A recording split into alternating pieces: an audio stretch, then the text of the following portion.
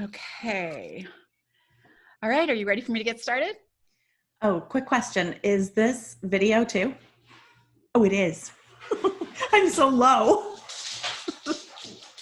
It is because we put it on the YouTube channel. That's right. Okay. So I have to sit a different way. You need a booster. I do. My dining room chairs, I need new ones. They're too low for my table. Okay. All right. So we are going to get started. I'm going to read you in, and don't worry about the kids. I really don't care. Like I tell people, we're real, like we're building real lives and we're dealing with the same things you're dealing with, especially with everyone on home base right now. They're going to get stuff for the barbecue grill. Oh, fun. Okay. So I'm just going to read you in and then I'll ask you about your story. So hi, Lissa, it's Jana, and I'm here with Nicole Buratti, and I am super excited to have her on. Are you feeling better, by the way, Nicole? I am feeling better. Thank you. I'm so glad. Thank you for asking. So I'm just going to read her intro in and we are going to get started. So 3, 2, 1. Hello and welcome to Oh My Health, There Is Hope. I'm your host, Jana Short, and today I'm here with Nicole Buratti. By the way, I'm a super fan of hers, so I'm really excited to have her here. Nicole is a sex and relationship coach. She works with moms or women from all over the world, and moms too, who want to meet their life partner, which I'm hoping most of those moms already did meet their life partner, or wish to connect with their significant other. Nicole has helped people have better sex. Sometimes having better sex is mindset, while other times it's physical or a hormonal issue. Nicole brings the mind and body into having more fun in the bedroom, or she says the car, or the kitchen countertop. Like, I love her. She's just so real. And I have a little secret to share with all of you. Nicole has agreed to do a quarterly article in the Best Holistic Life magazine. I'm really honored to have her do that. You guys are going to learn so much. Nicole, thank you so much for being here with us. Thank you so much for having me. It's such an honor to be here again on your podcast and in your magazine, and just being a part of your life and your friendship is just so exciting to me.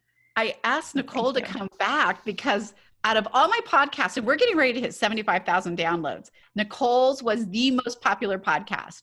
And I'm always preaching about feed your client base, your following base, what they're hungry for. And they're hungry for you, Nicole. I know, and I didn't even talk about sex last time.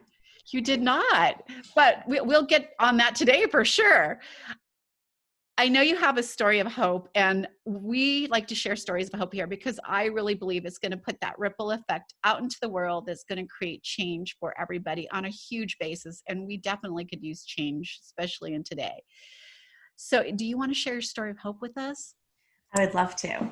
So a little bit more since the last time I was on your podcast. Last time I talked a lot about how my hormones were out of whack and therefore affecting my life. And the way that we found it was through my brain infection and having migraines that were a cause of my hormone imbalance. It all kind of just became pieces of a puzzle. And so as I got to know my neurology team and my endocrinology team, they really discovered that I was in perimenopause and that my low libido and my mindset were all just part of this domino effect that was out of balance. And so I've really worked hard over the last few years at finding balance in my life, in my body, and in my mind.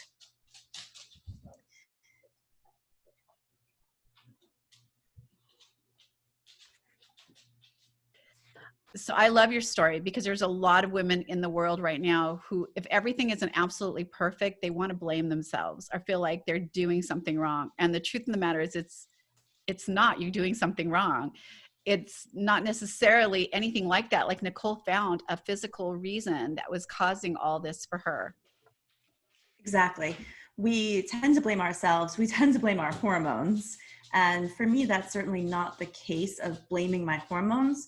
It's more about me blaming my life and my environment and my busy lifestyle and that constant need to be busy on my hormone balance. So now you work as a sex talk expert and a coach, and I want to know what got you into that.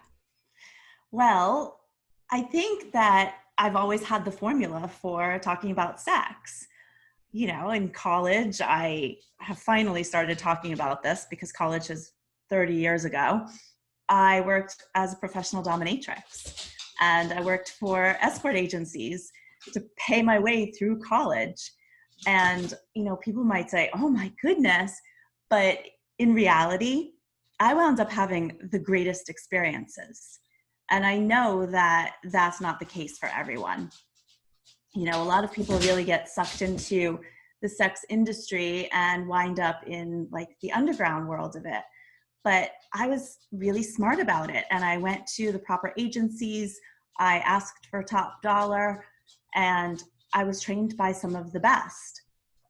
And when I look back, I'm like, hey, I was an entrepreneur. You were. I was a model and I worked on the side in the escort agencies and I put myself through college and I wound up with a marketing degree that I use to this day in my field.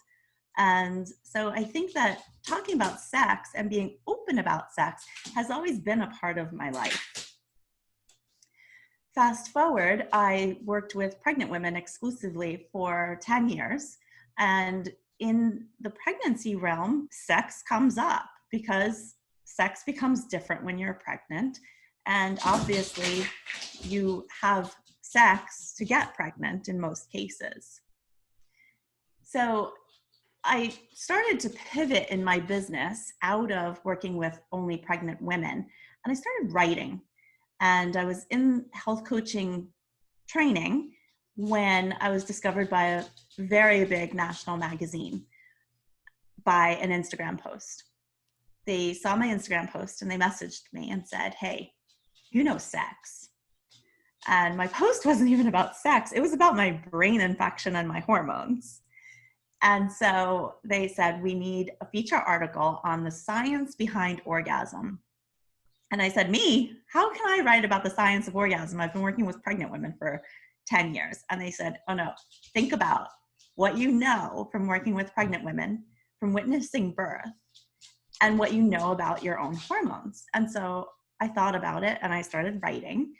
And I never stopped writing about sex and the science behind orgasm and the science behind good sex. I love that you're doing that. I think that's amazing. And I didn't even know all this story. I think that's so incredible. It's quite a story. Yes. I just started recently talking about my life in college, which is very extraordinary. It's definitely not the norm for most college girls. So who is your client now? So you moved out of just pregnant women. And by the way, having 4 children, I can tell you pregnant women have the best sex ever. Yes, they do. Even though a lot of them are like, no, I'm like, no, do it. Yeah, best sex ever when you're pregnant and you don't have to worry about getting pregnant because you are pregnant. So I love that. For all. Your body doesn't look like it normally does. You're just like, I don't care. So I best sex ever when you're pregnant. So if you're not doing it pregnant, you should be doing it. And most partners think your body is amazing when you're pregnant. 100% true. Yes. Yeah. So who would your client be now? My client now is any woman who wants to balance her hormones and have better sex and a better connection with her partner and herself. So I believe that better sex starts from within. When we're more comfortable in our own skin and we can have the mindset to say, hey, I'm the sexiest woman alive, whether I believe it or my partner believes it most, that's where it starts. And so any woman who's struggling with her libido is my client. So what's the biggest question you get asked by your clients when they come? Most of my clients come to me wondering what happened to their libido. Where did it go? And my answer is usually, you're about 35, your hormones are different than when you were in your 20s. And now maybe you're a mom, maybe you're juggling careers, maybe you're juggling family and entrepreneurial life. So, a lot of stress definitely has an effect on your libido, because again, it's all hormones. And we all know that cortisol is like the big bad wolf chasing you constantly. And if the big bad wolf is chasing you on a constant basis, the last thing on your mind is reproducing or having sex. So I will tell you, because I'm hitting 60 next year, and I've done the pre, youth, and I've done the exhausted because you're raising kids and you just, oh my God, it sounds good in your head. I don't know how many of you guys have had really great sex at dinner with your husband and you talk about, ooh, when you get home, and then you get home and you're like, how about tomorrow? Right. I'm really tired and that bed looks really good. Right. You might be texting him all day, like, can't wait to get my hands on you. And then he comes home and it's like, but I'm too tired. Exactly. But it comes around again when you get to that next phase of your life. It really does start to come back. It does. It really does. Once your children are a little bit bigger, and I think in perimenopause, your hormones start to be more like teen-like, and you're kind of going through puberty all over again. It's like puberty, but it's twin sister. And then after menopause, so that year of no cycles can be a little trying for most women, but then once that year is over, they're back to having great sex. So I know That tends to be the trend. this is going to sound like a really silly question, but I always believe that there are just some women that just exude sexuality and they like own it. And then there's other women who have not a clue what that is. Yeah. Is that like Yeah. something that's just natural to some people, or is it natural to everyone? And we've just had things growing up that pushed it back, and we're not as in touch with it. That's a really good question.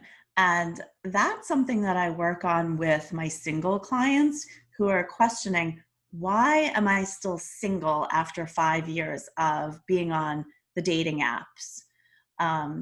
One client that I've had for years as a side gig, and now she's in my repertoire of regular clients because of my shift in focus.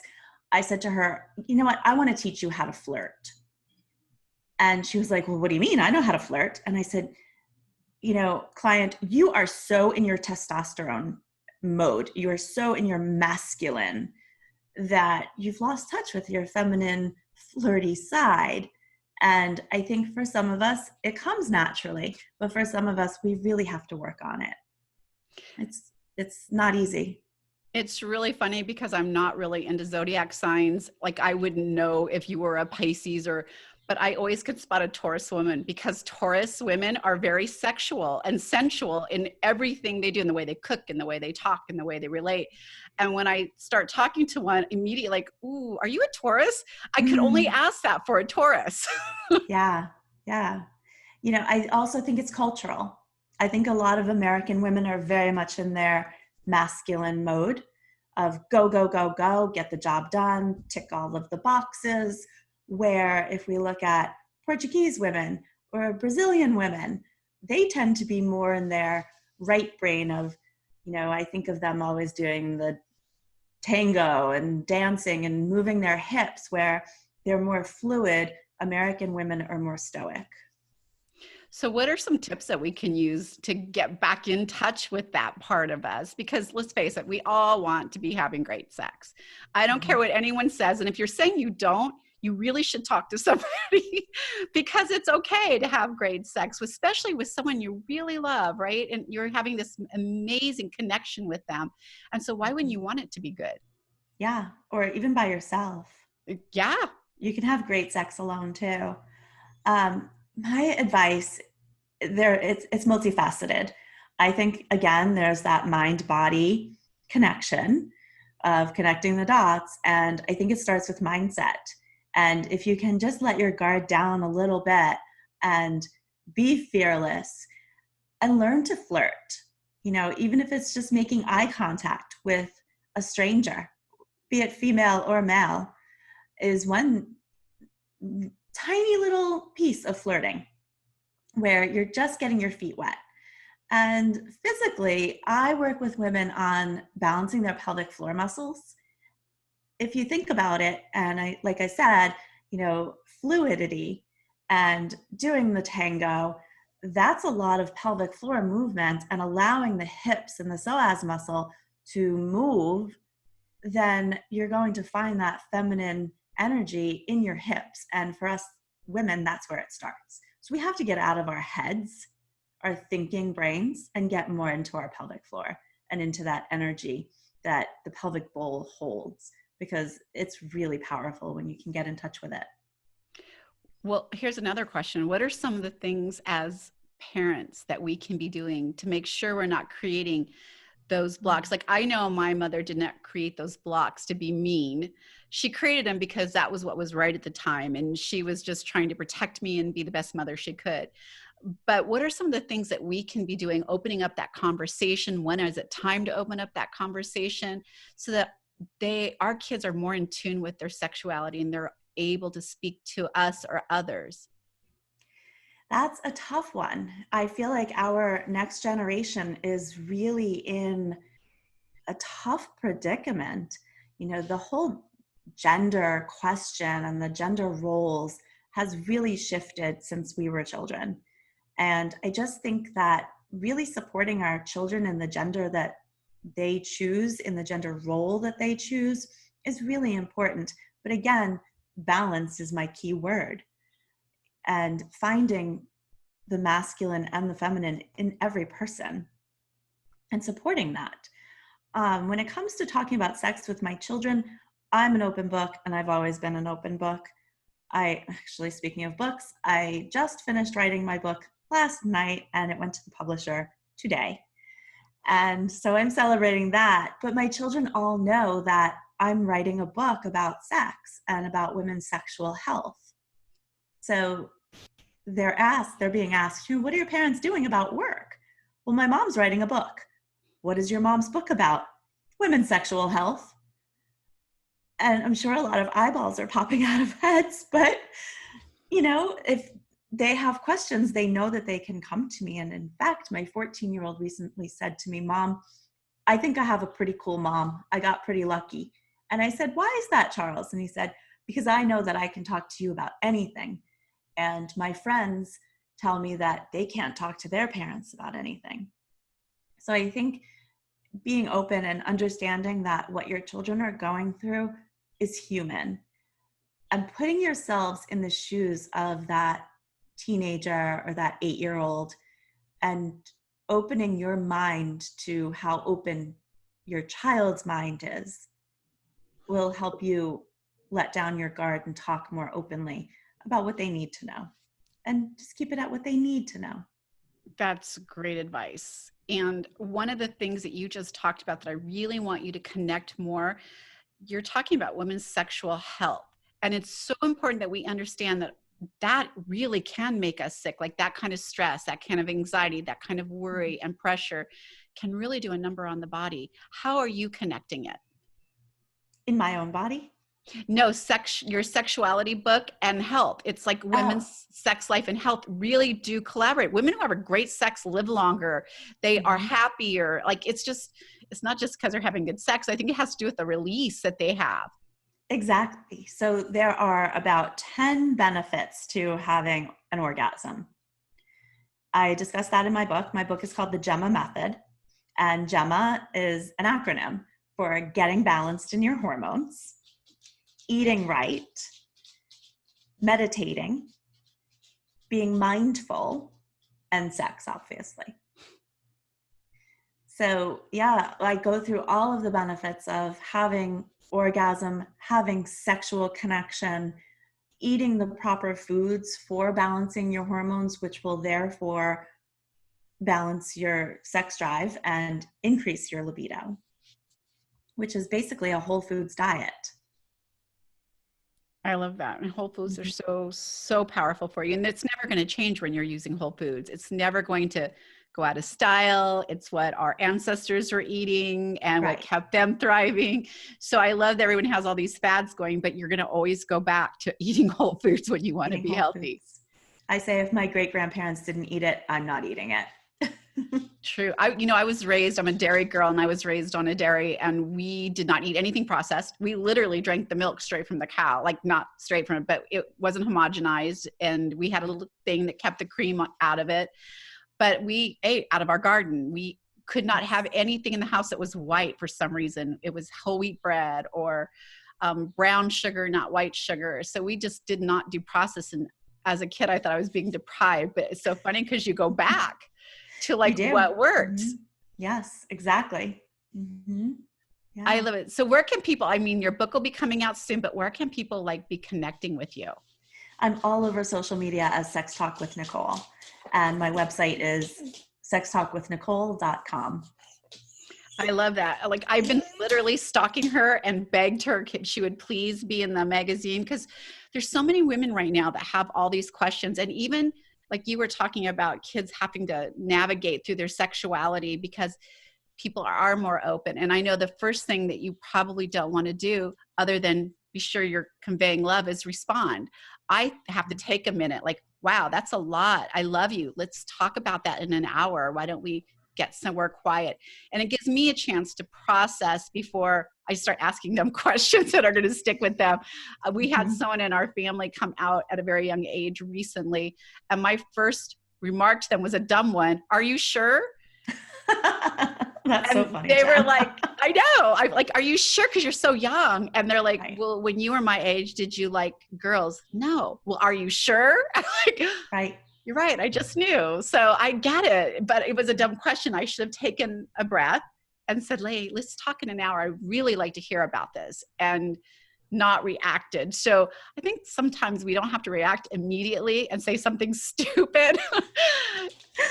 Well, it's also our generation. Our generation was raised very differently when it came to sex. I know my parents did not talk about sex, and my parents were hippies. They were open about everything else, peace, love, and war, but we don't talk about sex or our periods or anything private. Yeah, no, I was one of those girls who started her period and thought I was dying because no one ever told me about it. Honestly, because your parents didn't. When you started, you were ready to know. Exactly. Yeah. Now they learn it all in school. Like we don't have to say anything, just send them to school. Don't forget to miss this day. Take notes. Right. If you have any questions, ask your teacher. She'll have the answers. Right. Totally it's very different now. Yes, very different. And I love that my children are so open with me. And most of the conversations come up when we're driving in the car, just the two of us. Yeah. You know what? I used to live in Lake Arrowhead. So on every drive is when I asked my kids embarrassing questions they thought were embarrassing. And one time I walked in, I know my son will not be listening to this, so I don't care. But one time I walked into him when he was a teenager, when he was having a private moment. And I was like, oh, and I shut the door and walked out. And I immediately went to my husband and said, you have to go talk to him and tell him it's okay. I don't want him to feel ashamed, or I want him to know it's okay. And that from now on, I'll knock. No, I'm not talking to him because no one talked to me. He'll figure it out. I promise you. But I had this need to make sure he understood. So driving down the mountain with all the kids in the car, I said to them, hey, is anyone else in the car besides me having sex? And that includes with yourself. I love it. Because it's okay. And they're like, Mom, just drive off the side. But it's so important to validate what they're going through and what they're questioning, to validate it as normal. By the way, they were teenagers. They weren't little toddlers. Right. And my son borrows my books, and I know, and I'll say to him, do you want to borrow any books? You know, anything you have on your mind that you want to read about? And he'll usually say, no. But then I know he comes back into my office later on, which is awesome. I love it. I think that you're feeding them a very healthy dose of what is okay to talk about. And I just think it's incredible. So thank you so much, Nicole, for being on this show and letting me share my embarrassing story. If my son listens to this, I'm telling you, I will be dead. He's 6'5". He's a big boy. He will hurt me. I think he's over it. I don't think he listens to the show unless one of his sisters tell him, because they will rat me out. Oh, that's great. Thank Well, you thank so you much. so much. You guys, I would definitely connect with her. She is so fun, and you're going to be able to start reading about it in every quarter of the magazine. So if you have questions, get them into her, and I'm sure she'd be happy to answer them. Thank Yes, you. absolutely. I love questions. It gives me something to work with. So yeah, send them my way.